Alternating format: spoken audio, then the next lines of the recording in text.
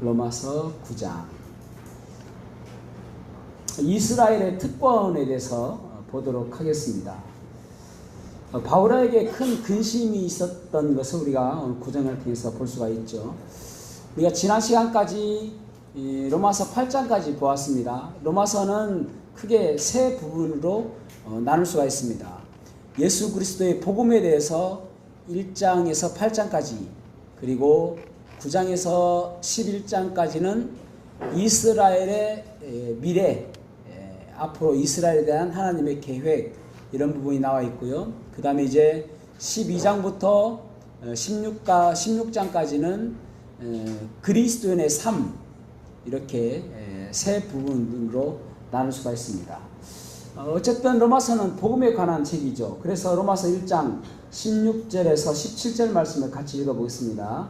16절에서 17절 시작. 내가 복음을 부끄러워하지 아니하노니 이 복음은 모든 믿는 자에게 구원을 주시는 하나님의 능력이 되리라. 먼저는 유대인에게요, 그리고 헬라인에게로다. 복음에는 하나님의 의가 나타나서 믿음으로 믿음에 이르게 하나니 기록된 바 오직 너희는 믿음으로 말미암아 살리라 함과 같으니라. 아멘. 복음에 대해서 계속 이야기하고 있습니다. 그러니까 복음은 모든 믿는 자에게 구원을 주시는 하나님의 능력이 된다라고 말씀하였고, 또 우리가 8장에서 보았던 것처럼 우리의 구원의 영원한 보장에 대해서 우리가 보았죠. 그래서 하나님의 사랑에서 끊을 자가 아무것도 없다라고 우리가 보았습니다. 그런데 이방인들에게 이제 계속 복음을 전하면서 이방인들은 이 복음을 듣고 그리스도 안에 들어오게 되어지는데, 자신의 동족은 그렇지 못한 것이 참으로도 안타깝게 느껴지는 것이죠. 그러니까 이방인들 구원받는 것도 참 기쁜 일이지만은, 어쩌면은 이 바울 사도는 이스라엘 사람인데 자기의 동족이 구원받지 못하고 하나님께 순종하지 못하고 그런 것들이 참으로 안타까운 것입니다. 그러니까 여러분, 이제 로마서를 보면은 8장까지 보면은 이제 구원에 대해서, 그러니까 1장부터 5장까지는 어떻게 우리가 의롭게 되어지는가, 6장부터 7장까지는 어떻게 우리가 성화되어지는가, 8장 마지막 부분에서는 어떻게 우리가 영화롭게 되어지는가, 영화되어지는가. 그렇게 하면은 9장에 뭐가 나와야 됩니까? 이제는 구원받았으니까 그리스도인의 삶에 대해서 나와야 되잖아요. 근데 뜬금없이 이제 9장에서는 다른 말이 나옵니다. 그러니까 이때까지 바울 사도의 어조와는 완전히 다른 그런 어조로 9장부터 이야기한단 말입니다. 분위기도 완전히 달라졌어요. 자, 그러니까 9장부터는 어떤 분위기냐면은, 자, 9장 1절 읽어보겠습니다. 9장 1절 시작. 내가 그리스도 안에서 참말을 하고 거짓말을 아니하노라. 나에게 큰 근심이 있는 것과 마음에 그치지 않는 고통이 있는 것을 내 양심이 성령 안에서 나와 더불어 증언하노니. 아멘. 큰 근심이 있다라고 말씀하고 있습니다. 그러니까 진짜 근심이 있다는 말이에요. 그래서 내 안에 내 양심과 또 성령님이 함께 증언한다, 그렇게 말씀하고 있습니다. 유대인들은 재판에 증인으로 쓰려면은 반드시 두 사람 이상이 증언을 해야 그 증언이 효력을 발생합니다. 그러니까 혼자 내 양심이 증언한다, 그렇게 얘기하지 않고 내 안의 양심과 그리고 성령님, 이 두 존재가 증언한다라고 말씀하고 있죠. 그러니까 얼마나 내가 근심하고 있는지 이것을 표현하고 있는 것입니다. 그러니까 사도 바울도 유대인이고 또 이스라엘 사람이고 자기의 동족들까지도 다 이스라엘 사람들인데, 그 사람들이 하나님 밖에 있는 것이 너무나도 안타까운 것입니다. 그래서 이제 이스라엘 민족, 그러니까 이스라엘 사람들에 대한 하나님의 계획이 무엇인가를 이제 9장부터 이야기하고 있는 것이거든요. 그러니까 여러분들은 나는 이스라엘 백성들, 이스라엘 민족들은 어떻게 되든지 나는 아무 상관없다, 나는 그 사람들한테 관심 없다, 나는 그 사람들하고 밥 먹은 일도 없다, 그렇게 하신 분들은 9장에서 11장을 뛰어넘고 8장 읽었다가 12장 넘어가도 상관없습니다. 그러니까 9장부터 11장은 사실은 우리하고는 전혀 상관이 없는, 전혀라고 하기보다는 또 조금 그렇지만은 적용하면서 보면 되겠지만은 어쨌든 우리하고는 크게 상관이 없는 그런 부분이다라는 것을 이해를 하시면서 오늘 보면 되겠습니다. 그러니까 이제 이게 왜 갑자기 이 이야기가 나왔냐면은 이스라엘 사람들에 대해서는 우리가 정말 중요하게 생각해야 될 것이 무엇이냐면은 이스라엘이 이제 AD 90년에 타이투스 장군에 의해서 완전히 쑥대밭 되어지죠. 성전이 무너지고 그러면서 거기에 살고 있는 모든 이스라엘 사람들이 다 쫓겨났습니다. 왜냐하면 자꾸 이제 폭동을 일으키니까 그렇거든요. 그래서 다 쫓겨났습니다. 그 사람들을 우리가 디아스포라, 흩어진 유대인이다 라고 이야기해요. 근데 흩어져서도 사람들에게 칭찬받기보다는 나라를 잃은 사람들이기도 하고 또 돈을 버는데 악착같습니다. 그러니까 구두쇠 이런 가면은 무조건 이제 이스라엘 유대인들 많이 나오거든요. 동화나 그런 데서도 그렇습니다. 그러니까 악착같이 머리가 좋아가지고 돈을 잘 벌어요. 그런데 대접받지 못하는 것입니다. 그러니까 이제 미워하는 거예요. 대부분 사람들이 나라도 없고 그러니까. 그래서 이제 종교 개혁을 언제 일으켰냐면은 1530년에 루터가 일으켰고요. 1541년에 칼빈이 일으켰거든요. 그러니까 루터도 그렇고 칼빈도 그렇고 그때 이스라엘이 없단 말입니다. 나라가. 이스라엘 나라가 독립한 때가 1948년 5월 14일입니다. 그러니까 나라가 없는 거예요. 그때까지만 해도. 그러니까 이스라엘 어떻게 보냐면은 이스라엘 대체 신학이 생기게 된 이스라엘 대체 신학. 그러니까 교회가 이스라엘이다. 그렇게 이야기하는 것입니다. 이 주장을 누가 맨 처음 했냐면은 어거스틴이 가장 먼저 주장했습니다. 어거스틴. 그 당시에는 교회가 영적 이스라엘이다라고 주장했던 그것은 교회는 이제 천주교 캐톨릭입니다. 그러다가 이제 루터나 칼빈도 천주교에서 종교 개혁을 했기 때문에 똑같이 교회가 이스라엘이다라고 생각하는 거예요. 그래서 결국은 그 교회가 무엇이냐면은 천년왕국 때에 이스라엘 사람들이 다스리는 왕노릇하는 그런 모습이 나오지 않습니까? 그래서 교회가 국가를 다스려야 메시아 왕국이 성취되는 것이다 라고 주장하는 것입니다. 그래서 이제 중세시대 때에 거의 1000년 동안 천주교가 다스렸죠. 그러면서 황제 위에 군림했습니다. 그러니까 황제가 무릎 꿇고 막 그래요. 그때에 그 교황이 가장 높습니다. 교황이 엄청 거의 하나님의 대리자라고 해가지고 치리하는, 그러니까 교회가 국가를 다스리는 것입니다. 그것이 하나님의 뜻이다라고 생각했습니다. 그렇게 주장했어요. 그래서 종교를 한 루터나 칼빈도 거기에서 벗어나지 못하는 거예요. 왜냐하면은 이스라엘이 아직도 없으니까. 그래서 이제 칼빈도 1541년에 제네바에서 종교개혁을 일으키게 되어지는데 그때 했던 것이 무엇이냐면은 장로정치입니다. 구약의 장로정치를 가져와 가지고 구약의 율법으로 다스리는 것입니다. 그래서 사형도 집행하고 그래요. 장로회에서 그 재판해 가지고 사형도 하고 그렇습니다. 그러니까 그 장로정치가 지금 장로교회가 된 것이거든요. 자, 문제는 무엇이냐면은 아까 말씀드린 것처럼 1948년 5월 14일 날 교회가 이제 이스라엘에 독립했습니다. 그리고 나서 할 말이 없는 거예요. 그런데 칼빈을 쭉 따라가거든요. 칼빈이 이야기했던 모든 것들을 장로교회는 따라가고 있거든요. 그것이 법이니까요. 그러니까 그대로 영적 이스라엘은 그 교회다. 그렇게 주장하는 것입니다. 그래서 지금도 교회가 이제 국가를 다스려야 한다라고 생각하는데 왜 그런가 하면은 우리는 이제 예수님께서 천년왕국 전에 재림하신다고 믿지 않습니까? 그래서 그것을 전천년설이라고 이야기합니다. 그런데 장로교회는 주로 무천년설, 후천년설을 이야기합니다. 그러니까 후천년설이라고 하는 것은 시간이 정해져 있는 천년이 아니라 그 천년이란 긴 시간이 지나고 나서 예수님께서 재림하시면 끝이다라는 것입니다. 무천년설이라는 것은 뭐 비슷해요. 그러니까 천년이라는 시간이 없다, 상징적이다라고 생각하는 것입니다. 그래서 지금 교회 시대가 천년왕국 시대라고 이야기해요. 그래서 666을 갖다가 뭐 네로다라고도 이야기하고 막 그러지 않습니까? 그러니까 아직 사실은 666 짐승의 표는 7년 환란기 때 있는 것이거든요. 그런데 이제 지금 무천년설이기 때문에 지금 그것에 다 영향을 받는다라는 걸 생각하는 거예요. 그래서 무천년설이기 때문에 교회가 세상을 다스리는 것이 메시아 왕국의 성취다라고 지금도 주장하는 것입니다.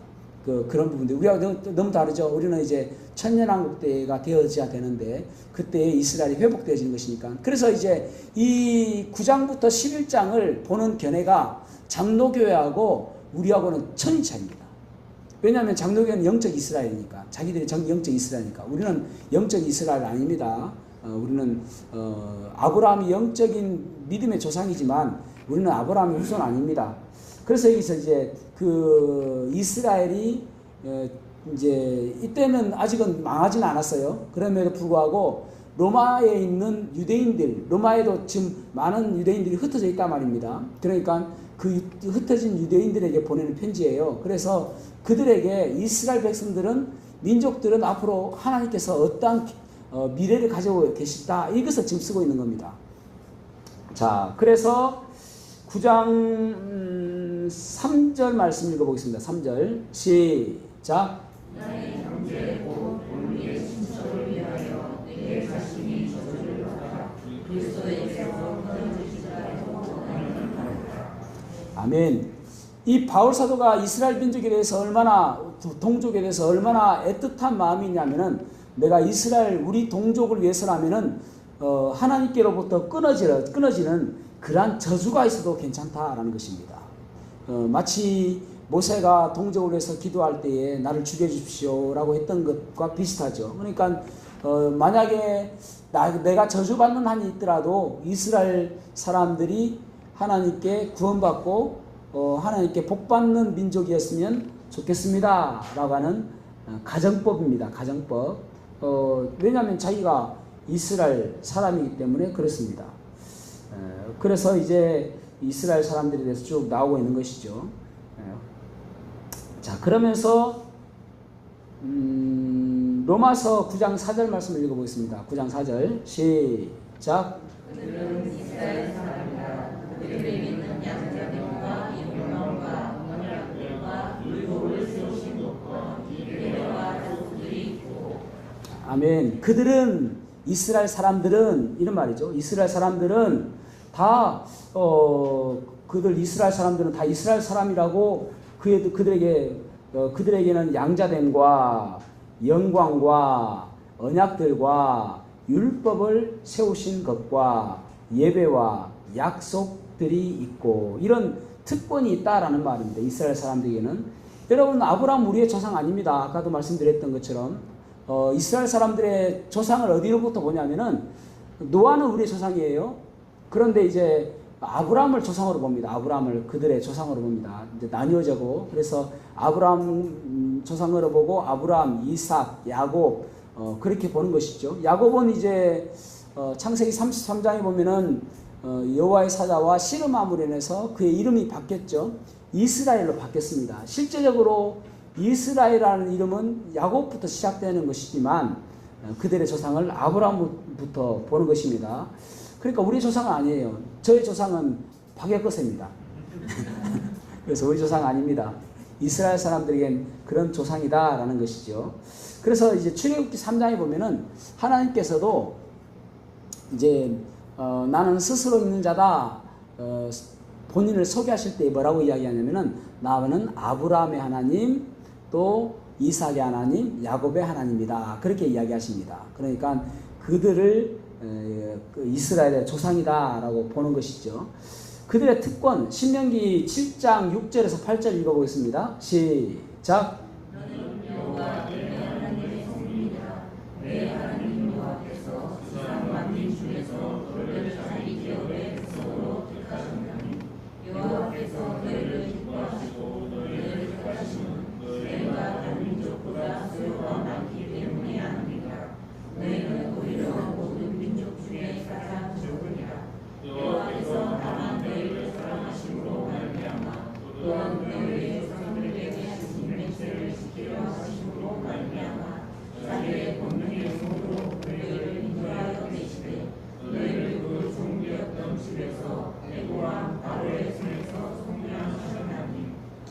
아멘. 하나님께서 이스라엘 백성들을 선민이다, 내가 택한 백성이다 라고 이야기하세요. 우리는 하나님께서 택하신 백성 아닙니다. 그러니까 이스라엘은 하나님께서 택한 백성이고, 비록 그들이 불순종하여서 흩어진 민족이 되었지만은 언젠가는 그들을 회복시킬 때가 있게 되어지는 것입니다. 그것이 이스라엘 백성들이 뭐 숫자가 많아가지고 뭐 잘나서가 아니라 숫자가 가장 작은 사람들이었음에도 불구하고 그들을 택하신 것입니다. 그것이 그들의 특권입니다. 하나님께서 그들을 택하셨던 것. 그러니까 우리는 하나님께서 택하신 사람 아닙니다. 이방인이잖아요. 그러니까 그들에게는 하나님께서 택하셨기 때문에 앞으로의 계획도 있다라는 말입니다. 그래서 마태복음 25장에 보면은 양과 염소 민족 심판하는 게 있죠. 여호사밧 골짜기 심판인데, 그 심판이 무엇입니까? 양민족은 어떻게 하는 거예요? 이내 형제에게 선대한 민족들, 민족 심판이거든요. 그러니까 유대인들에게, 이스라엘 사람들에게 선대한 민족들, 양민족입니다. 그리고 이스라엘 사람들에게 아주 잘못한 사람들, 그 사람들을 이제 염소민족이라고 그렇게 심판하십니다. 그러니까 7년 환란기 동안 이제 유대인들은 엄청나게 많은 핍박을 받게 되겠죠. 그때에 얼마나 유대인들을 잘 선대했는가, 민족들 심판을 양과 염소 민족 심판이라고 이야기합니다. 그만큼 이스라엘이 결국은 회복이 되어지거든요. 그러니까 지금도 있잖아요. 전천전선을 믿지 않아도 이스라엘이 회복될 것을 믿는 장로교 사람들도 있습니다. 그래가지고 이스라엘에 선교사로 보내는 교회도 있습니다. 그러니까 왜냐하면은 이스라엘 사람들이 예수님 믿도록 가서 복음 전하는 것입니다. 이스라엘 가가지고. 지금 여러분 이스라엘 보면은, 야, 저 사람들이 정말 하나님께서 선택한 민족인가? 그게 거기가 갸우뚱할 정도의 그런 곳입니다. 뭐 예를 들어서 뭐 동성애가 판치고 뭐 그러지 않습니까? 그러니까 그럴까라고 하는데 결국은 회복되어지거든요. 그래서 그 일에 쓰임받기 위해서 선교사로 간 분도 있습니다. 이스라엘에. 그러니까 그만큼 이제 어쨌든 그렇게 믿는 사람들도 있는데, 우리는 그렇게 믿는 것이죠. 결국 이스라엘을 하나님께서 회복시켜 주실 것이다 라고 믿는 것입니다. 자, 로마서 3장 1절에서 2절 말씀 읽어보겠습니다. 이스라엘은 어떤 특권이 있는가? 3장 1절에서 2절 시작.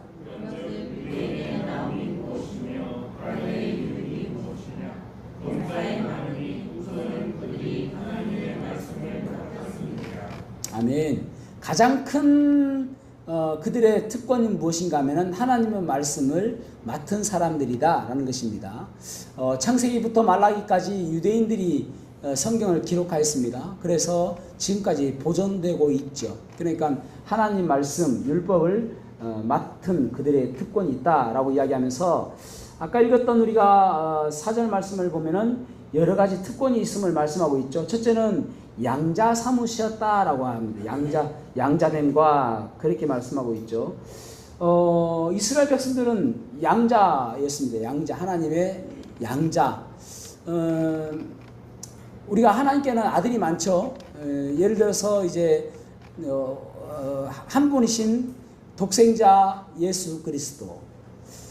어떤 사람들은 이제 독생자니까 하나님께서 창조하셨다. 배로 낳은 아들처럼 하나님은 결혼하지 않으셨으니까 그래서 창조했다라고 믿는 사람이 있습니다. 그거 삼위일체에서인가 나왔죠. 아리우스와 아다나시우스.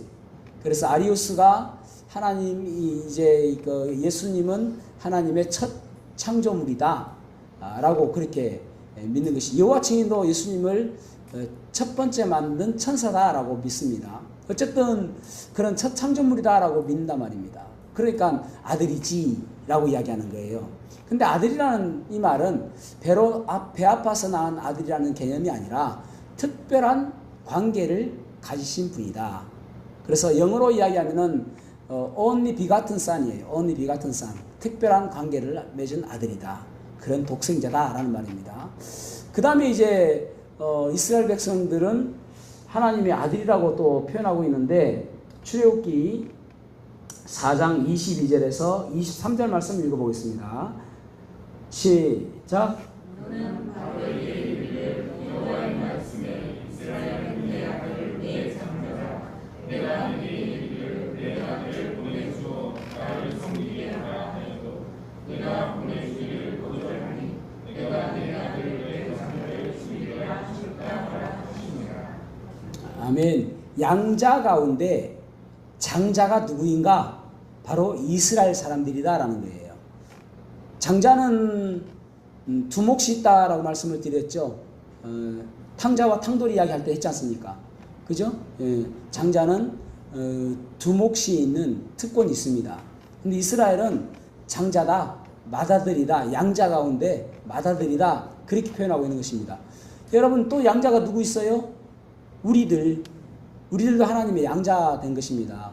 하나님께서 직접 배 아파서 낳은 아들이 아니고 우리가 예수 그리스도를 믿음으로 인하여 우리가 하나님의 자녀가 되었습니다. 그래서 우리가 양자 된 거예요. 그런데 이스라엘 백성들도 양자인데 그들이 우리의 형님이다라는 거예요. 장자. 또 가서 이스라엘 사람들한테 가가지고 형님 그러시면 안 됩니다. 어쨌든 그들은 장자고 우리는 그냥 아들이다 라는 거예요. 기분 나빠도 어쩔 수 없어요. 성경에서 그렇게 이야기하니까. 그렇게 양자 되었다. 그것이 이스라엘 백성들의 특권이다. 두 번째로는 이스라엘 사람들에게 영광이 속했다라고 말씀하고 있죠. 영광 하면은 쉐키나, 하나님의 임재를 뜻하죠. 그래서 성경에 보면은 빛으로 또 불로 또 구름으로 여러 가지 현상으로 하나님께서 임하실 때에 하나님의 영광이 임했다라고 이야기합니다. 그래서 그것을 쉐키나, 때로는 때는 쉐카이나라고도 하는데 쉐키나라고 이야기합니다. 근데 이제 영광이 떠났다는 건 뭐예요? 이가봇. 그래서 영광이 떠났다. 저기 엘리시스 왕의 며느리가 아들을 낳고 이가봇이라고 했지 않습니까? 그러니까 하나님의 영광이 떠난 것.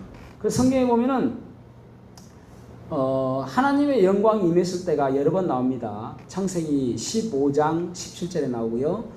출애굽기 3장 1절에서 5절 불로서 임하시죠. 그 다음에 출애굽기 13장 21절, 그 다음에 이제 거기는 구름 기둥과 불 기둥으로 나타나시고, 출애굽기 19장 16절, 그 다음에 출애굽기 33장 34절 모세에게 임하셨을 때에, 그리고 열왕기상 8장 10절에서 11절 이때는 이제 솔로몬의 성전에 하나님의 영광이 임한 것을 보게 되어집니다. 그리고 에스겔 11장에는 하나님의 영광이 이제 이스라엘 백성들이 불순종함으로 인하여 영광이 떠나시게 되는 것을 보게 되어집니다. 그러면서 다시 영광이 임했을 때가 언제예요? 예수님께서 이 땅에 오셨을 때, 그때 하나님의 영광이 다시 임하게 되는 것이죠. 그러니까 하나님께서 함께 하시는 것, 그것이 영광입니다. 그런데 우리한테 이스라엘 백성들 아닌 우리한테 하나님의 영광이 임한 적 있습니까? 없잖아요. 하나님께서 직접 임하시는. 지금은 우리가 구원받고 나서 예수님께서 우리와 함께 하심으로 인하여 하나님께서 우리와 함께 하신다고 해서 임마누엘이라고 하죠. 그것은 하나님께서 우리 안에 계신다라고 하지만은 그것을 이제 뭐랄까요, 가시적으로 영광이 임했다라고는 하지 않죠. 그런데 영적으로는 우리에게 하나님께서 함께 하시니까 이것도 우리에게 영광이 임했다라고는 이야기할 수 있습니다. 영적으로는. 근데 실제적으로 하나님의 영광이 실제적으로 임하는 것, 성전에 임한다든지 불과 구름 기둥으로 임한다든지 그런 것은 이스라엘 백성들에게만 있었다라는 것이죠. 그 다음에 이제 이스라엘 백성들에게 백성들에게는 언약들이 속했다라고 말씀하고 있죠. 언약들이 속했다. 그러니까 창세기 15장에 보면은 아브라함에게 그 언약을 해 주시고, 또 17장에 보면은 이삭이나 이런 이제 그 자손에 대한 약속을, 언약을 또 해주시죠. 창세기 17장에. 그 다음에 또 창세기 19장에, 출애굽기 19장에 모세에게 언약해 주시고, 순종할 때는 내가 복을 주고 불순종할 때에 징계하겠다라는 언약을 하시죠. 그 다음에 신명기 29장 30절에 보면은 이제 가나안 땅에 들어가기 전에 다시 한번 언약을 해 주십니다. 신명기는 매울 신이라고 그랬습니까?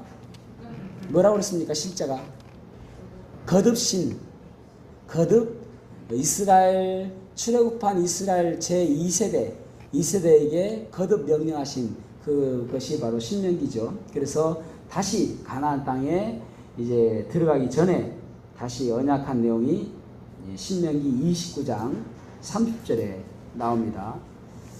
그리고 또 이제 마지막 때는 이스라엘 백성들을 회복시켜 주시겠다라고 하는 언약들이 여러 번 나오죠. 그래서 이런 언약들은 이스라엘 백성들에게만 주어졌다라는 것입니다. 그리고 이제 이스라엘 백성들에게는 아까 말씀드린 것처럼 로마서 3장 말씀처럼 율법을 주셨어요. 하나님 말씀을 맡게 하여 주셨습니다. 그래서 직접 하나님 말씀을 주신 민족은 이스라엘 백성밖에 없다라는 것이죠. 그리고 또 이제 하나님을 섬기게 했습니다. 그러니까 성막을 짓게 하고 또 성전을 짓게 하고 또 관리하는 사람, 레위 사람을 세우고 또 그들을 통해서 제사장과 대제사장이 나오게 하시고 이런 것들을 오직 이스라엘 사람들에게만 주셨다라는 것이죠. 그리고 또 계속해서 이스라엘 백성들에게 주신 특권이 무엇인가? 자, 9장 5절 말씀 읽어보겠습니다. 시작. 그들의 것이요 그리스도와는 그리스도가 그들에게서 나셨으니 그는 만물 위에 계셔서 세세의 찬양을 받으실 하나님이시니라. 아멘. 아멘. 조상들은 아브람, 이삭, 야곱, 다윗 이런 사람들죠. 이런 사람들 다 이스라엘 사람들이다라고 이야기하는 것입니다. 우리 조상 아니잖아요, 그죠? 그러니까 이스라엘 백성들에게는 그러한 특권이 있었다라고 하는 것이죠. 그러니까 영적으로 이야기하는 것이 아니라 육신적으로, 육체적으로는 우리와 아무 상관이 없는 사람이다. 그리고 또 예수님도 유대인이라고 이야기하죠. 그래서 예수님도 유대인 가운데서 영적인, 육체적인 이스라엘 사람으로 태어난 것이죠. 그래서 육체에 관한 우리하고는 아무 상관이 없는 사람들이 바로 이스라엘 사람들이다라는 것입니다. 그것이 그들에게 놀라운 축복이고 특권이다라고 이야기하고 있는 거예요. 참 감사하게도 우리는 이방인입니다. 하나님의 선택된 백성도 아닙니다. 그럼에도 불구하고 구원받은 것이 얼마나 감사합니까? 그러니까 어쩌면은 하나님의 시간표를 보면은 오늘 큐티 말씀처럼 우리는 제11시 그러니까 오후 5시 이스라엘 사람들은 6시면 땡이거든요. 1시간밖에 남지 않았습니다. 그때 우리가 구원받은 사람들이나 마찬가지인 거예요. 뭐 제9시도 아니고 또 제6시도 아니고 제6시 같으면은 이제 12시 아닙니까? 그때 구원받은 사람도 아니고 우리는 제11시 이제 다 끝나갈 때에 그때에 구원받은 사람들이나 마찬가지인 것이죠. 그래서 우리가 더 감사한 것이죠. 이방인임에도 불구하고 우리가 구원받았단 말입니다. 그래서 우리가 항상 기뻐해야 될 이유가 무엇인가? 또 이야기 나오죠. 우리가 얼마나 돈을 많이 벌고 얼마나 잘 되고 그것으로 해서 기뻐하는 것이 아니라 내 이름이 하늘의 생명책에 기록된 것 때문에 우리가 기뻐하며 살아가야 되는 것입니다. 이스라엘 사람들은 이스라엘 사람들입니다. 그들이 끝난 것도 아니고 하나님의 계획 가운데 그들을 또 사용하실 것입니다. 그것을 또 바라보는 우리가 하나님의 섭리를 바라보는 시각이 있어야 될 줄로 믿습니다. 기도하시고 오늘 마치도록 하겠습니다.